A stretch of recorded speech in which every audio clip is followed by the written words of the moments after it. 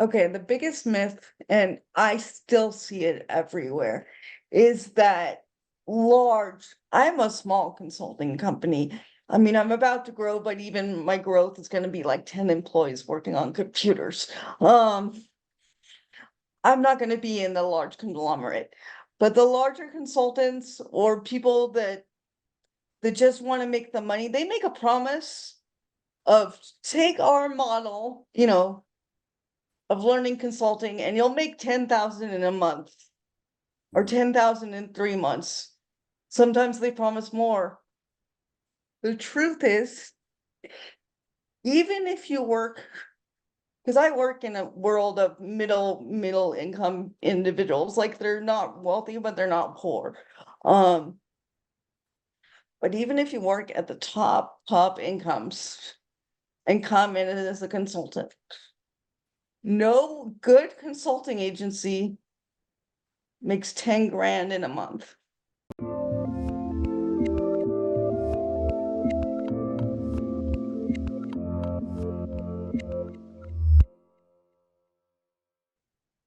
Hey everyone, this is Devin Miller here with another episode of The Inventive Expert. I'm your host, Devin Miller, the serial entrepreneur that's grown several startups into 7- and 8-figure businesses, as well as the founder and CEO of Miller IP Law, where he helps startups and small businesses with their patents and trademarks.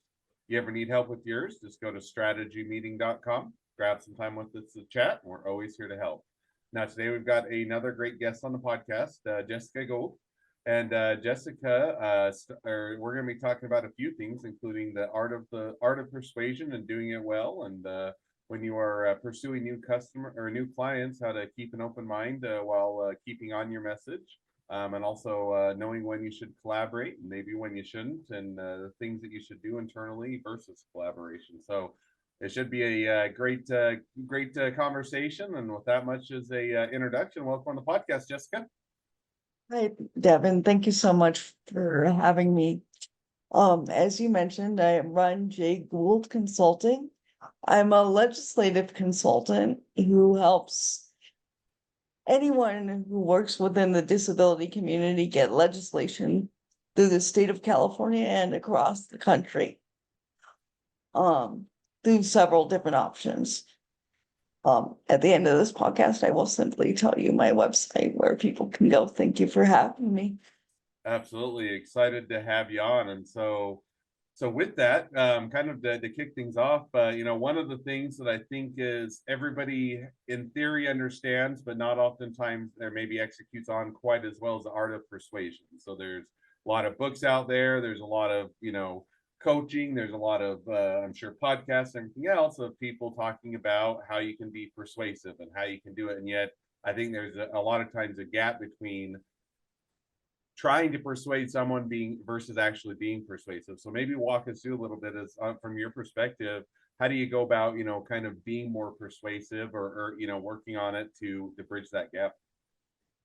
So this is going to sound kind of funny to your audience, and it sounds funny to anyone who I say this to, but the trick to being really good at persuasion is to stop trying. So if you think about, like, let's say there's a major client you want to land in for your business. And if you think about, I have to persuade them, I have to persuade them, I have to persuade them, you're going to trip yourself up, number one. And number two, you're going to turn into the 1950s salesman kind of mentality where you're like, yes, ma'am, this is the greatest product you want to stay away from that kind of cheesy delivery.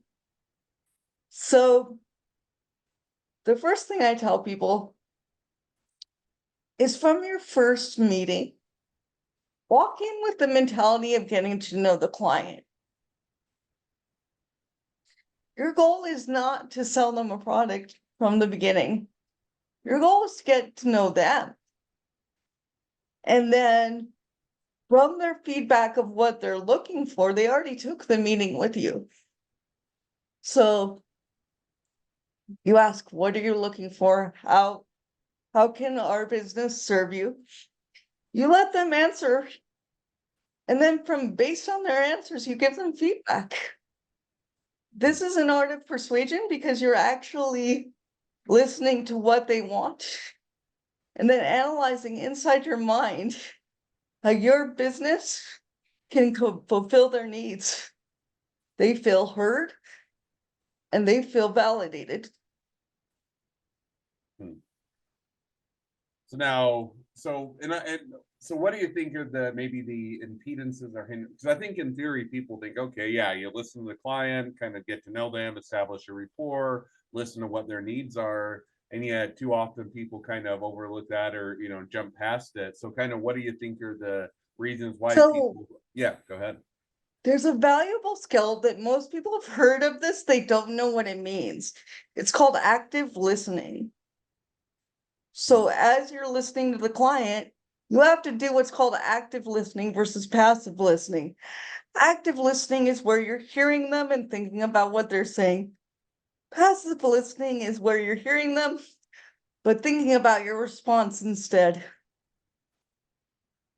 And there are books on active listening. People can take courses. I'm fortunate to have that as a natural skill. Not everybody does. But there are books out there for active listening skills.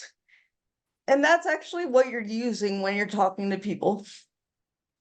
The active listening skill versus passive listening. No, makes sense. And so if let's say you're a individual, maybe that it doesn't naturally come with you. You like to talk. You're maybe not as good of a listener or anything of that. Kind of any tips or ways that you can go about kind of So, becoming a better active listener.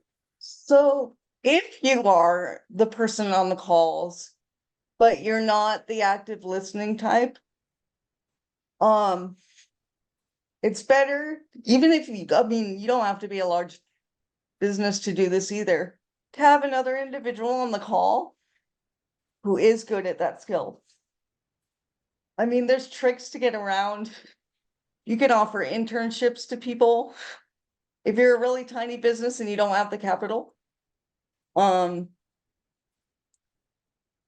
Or you can offer it on a 6-month basis. There's a bunch of ways to get assistance for things like that and find people with those specific skills and let them know, like let the client know from the beginning, this is so and so. They're here to help us help you.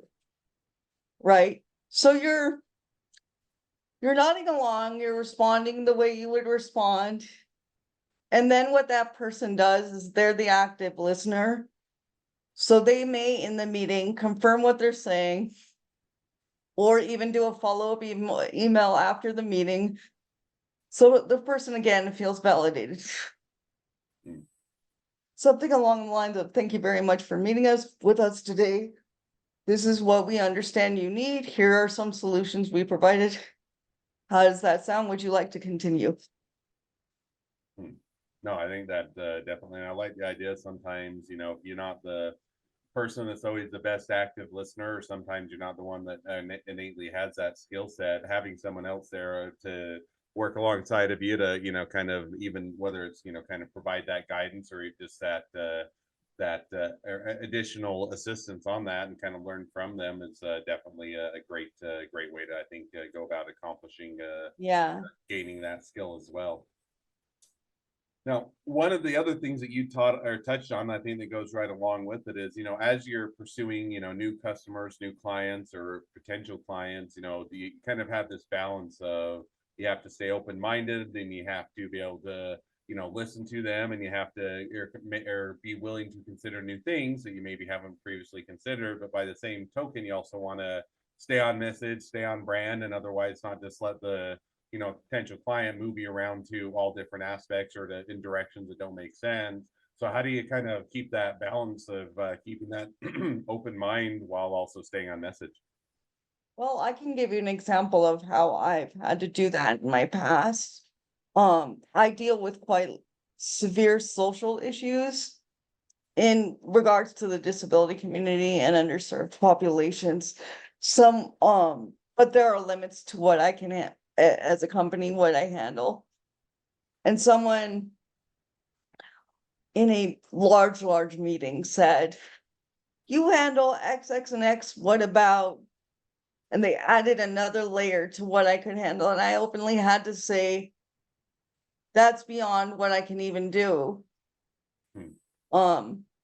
So sometimes when your client, like let's say you're discussing things, especially the larger, more complex issues of the world that aren't simple.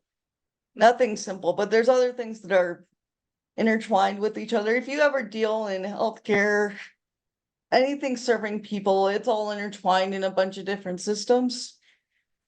So the first thing you have to know is that if you're hearing them talk about something that is beyond your company purview, let them finish their sentence and then very politely say, this is outside our purview. Because no one knows everything and no one can do everything. But Hmm. it's you knowing as an owner or as a person working for an agency what your limit is. No, I think that's definitely a good takeaway. And, you know, it is a hard balance, especially if you're just getting started, you're just getting going. On the one hand, you're wanting to take on any work just because it pays the bills, and on the other hand, if you're not careful, it pushes you outside of that area that you're the most skilled at, you're able to provide the most value, and otherwise, you know, service your clients. And so it's kind of one of those that, like, that, you know, you listen, you certainly want to be polite, take it into consideration, but then make sure that it stays within the areas that you're able to best serve your clients. So yeah, it's definitely a great piece, or a great piece of advice. Yes, and I could also tell people that I've had to decline jobs or consulting work because I'm the wrong person for the job or my company is. Mm. And it's actually better to do that as a company than risk trying to do something that you're completely in the dark on, because it can damage your reputation permanently. Yeah, and I said it, you know, the worst thing is if you promise that you're gonna deliver on something, and then all you're, because you're not, you know, you don't have the skill set, you haven't done it before, in other words, and you under deliver, and it, you know, provides that bad reputation, and otherwise, you know, can hamper the business, even though you're just trying to get the income in, and make it successful. So I think that's definitely a great consideration as well. Yeah. Now, I one mean, of the, oh, go eventually ahead. the income will come. That's the one thing that people have to remember is that income will come when people find you out Hmm. and you do get the jobs that match. Now, kind of along that note a bit, one of the other things that we chatted about is, you know, the idea of collaboration. And sometimes, hey, if it's not within your wheelhouse, maybe it's not something that you're comfortable doing. Maybe you go out and you collaborate with someone else, or you work with them, or you partner with them, and you leverage everybody's different skill sets in order to be successful, and to be able to provide the best services, even if it's not coming from you. So walk us through a little bit, because one of the other things that you said that I think certainly makes sense is, you know, sometimes it's better to do it internally, whether it's you figure out those skill sets, you bring people on board, or you otherwise develop it. And other times it's better to go out and collaborate, and otherwise work with someone else that maybe already has that skill and already has that or, you know, that experience. So how do you go about balancing when to collaborate, when to do it in, you know, when to collaborate, not collaborate, or when to do it internally?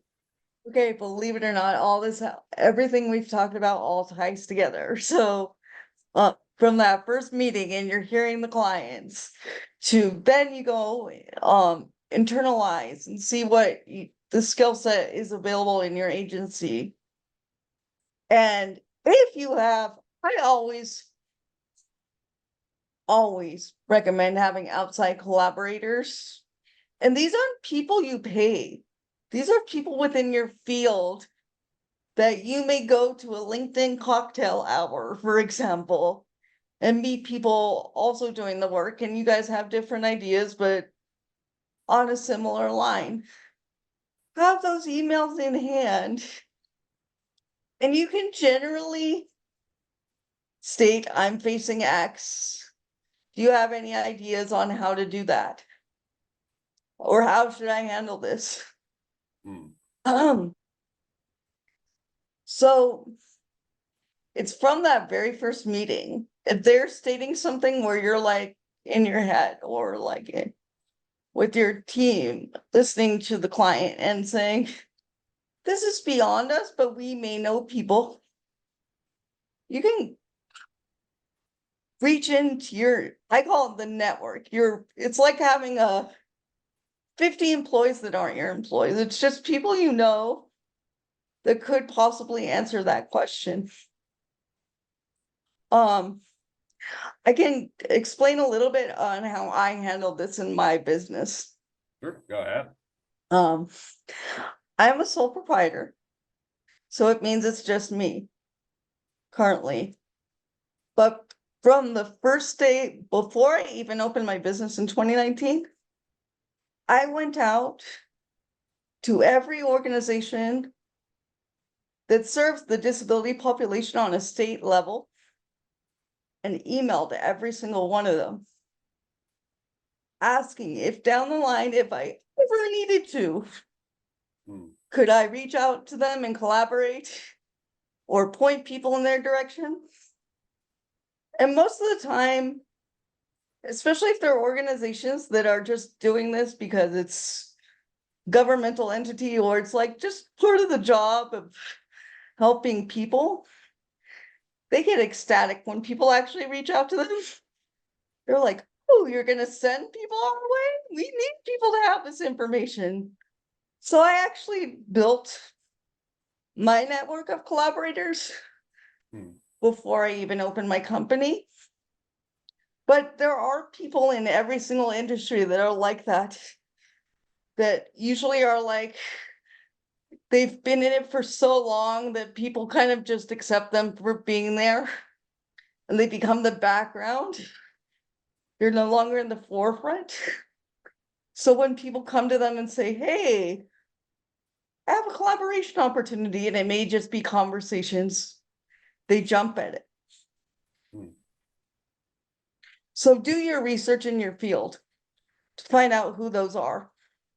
And reach out you for said that I thought connection. was interesting. So you'd reached out, and even before you'd really got the business, in quotes up and going, or before you were doing, you're already looking for collaborations and that. So how did you identify, kind of as you're getting your business going and as you're, or planning ahead in that, who to collaborate with or what you even needed as far as collaboration? Kind of how did you go through that exercise?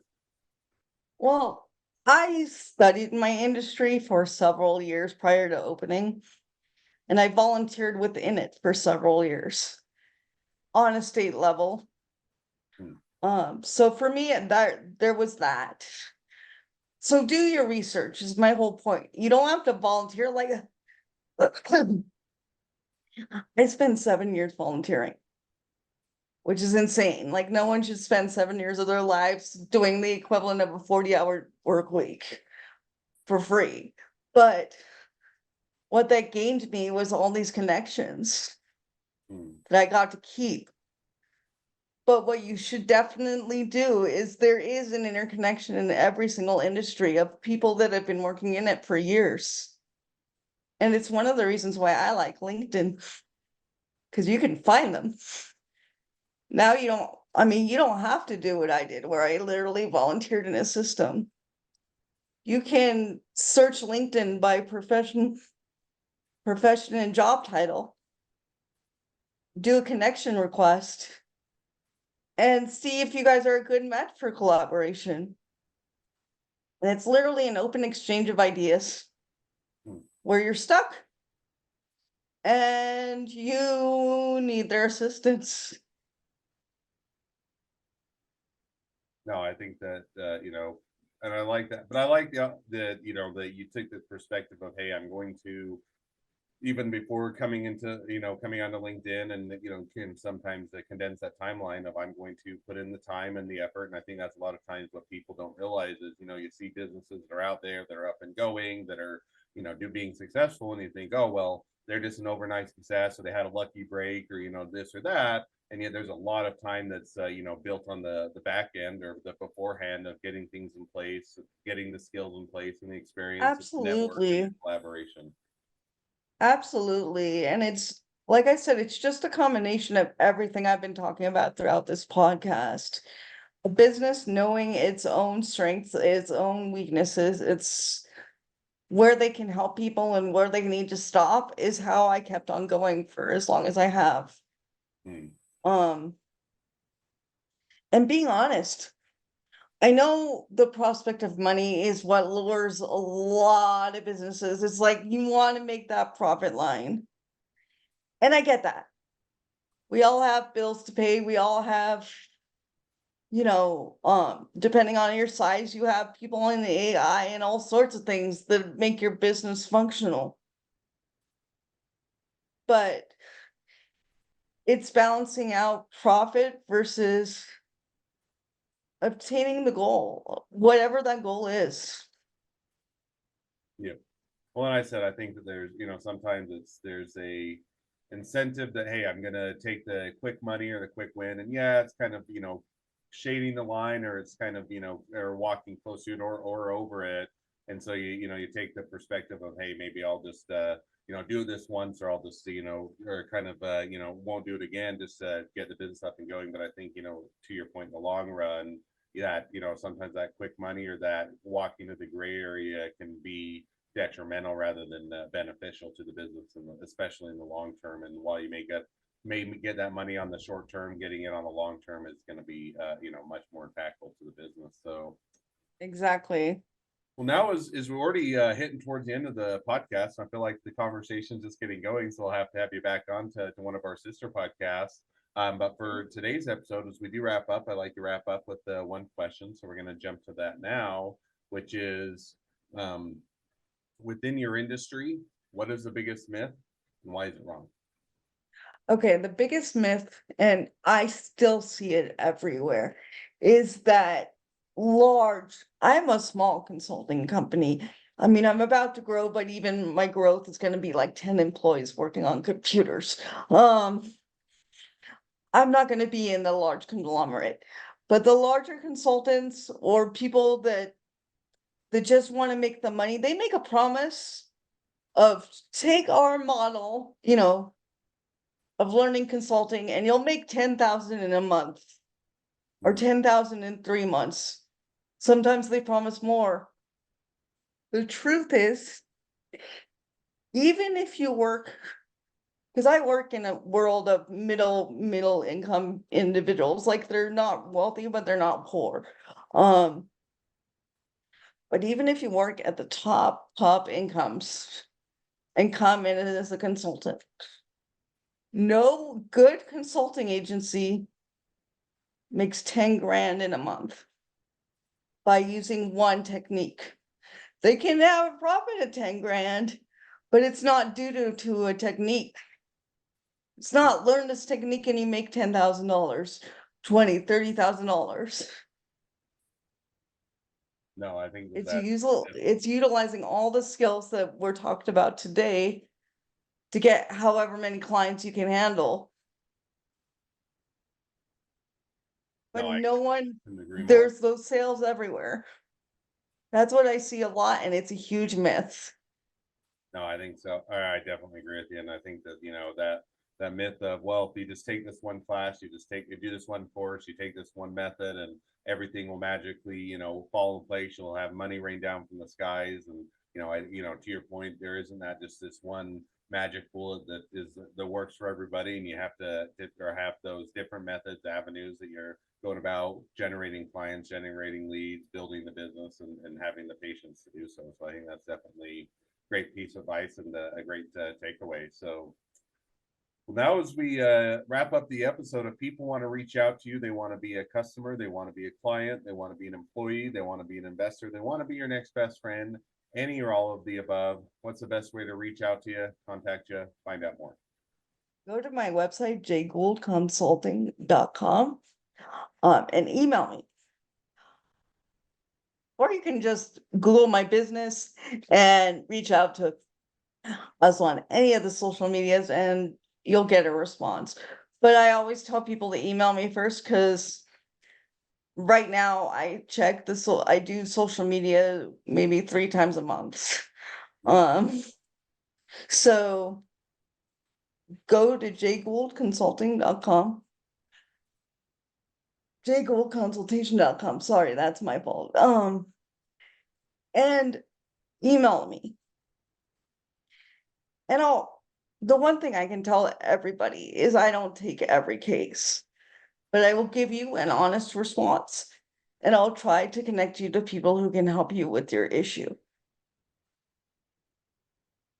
Awesome. Well, I definitely encourage people to reach out, support a great business, make a new connection, and if nothing else, make a new best friend. So, with that, thank you again for coming on the podcast. It's been fun. It's been a pleasure. Now, for all of you, the listeners that you. are out there, if you have your own journey to share and you'd like to be a guest on the podcast, we'd love to have you. So, just go to inventiveguest.com. Glad to be on the show. A couple more things as listeners. Make sure to click share, subscribe, leave us a review. Helps us to reach even more startups and small businesses to help this or share this expertise and help them along their journey to success. And on that note, if along your journey you ever need help with patents or trademarks or anything else for your startup or your small business, just go to strategymeeting.com, grab some time with us to chat, and we're always here to help.